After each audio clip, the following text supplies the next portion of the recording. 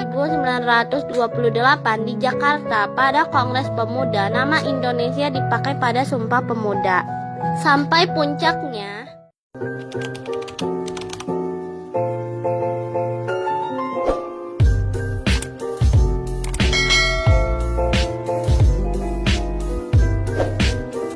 apakah kalian tahu kalau sebelumnya pada abad ke-19 negara kita bernama India Timur, tapi kenapa sekarang menjadi Indonesia? Ceritanya gini, jadi ada orang Indonesia mengirim surat ke India ngajak ketemu, tapi dia nggak datang-datang ke Indonesia karena dia kira di negaranya.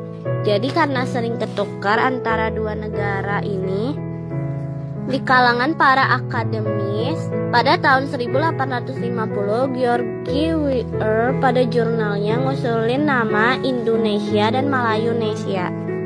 Lalu, James Richardson Logan mengambil usulan nama Indonesia pada jurnalnya memodifikasi menjadi nama Indonesia. Dari situ nama Indonesia mulai populer, banyak digunakan di kalangan akademi Eropa.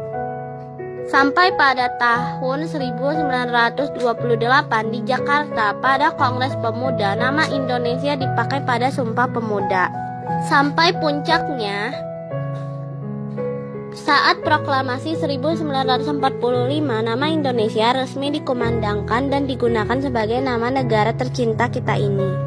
Tahukah kamu kalau orang zaman dulu di Indonesia orang-orang yang sakti, kenapa kita bisa dijajah? Dari kebal senjata serta tidak bisa dibunuh dengan cara apapun, lalu kenapa orang-orang dulu bisa dijajah?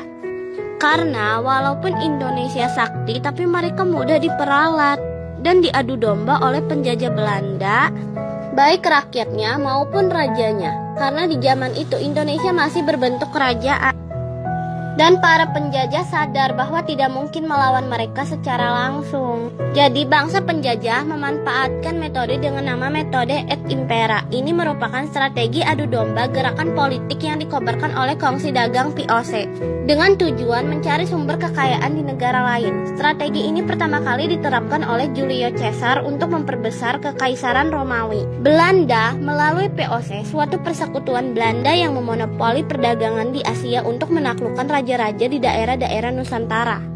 Salah satunya Perang Ponorogo antara Kerajaan Mataram dibantu oleh Belanda melawan rakyat jelata Jawa dan Pangeran Ponorogo. Jika Belanda berhasil membantu mereka, pasti mereka akan merebut wilayahnya dari lawan.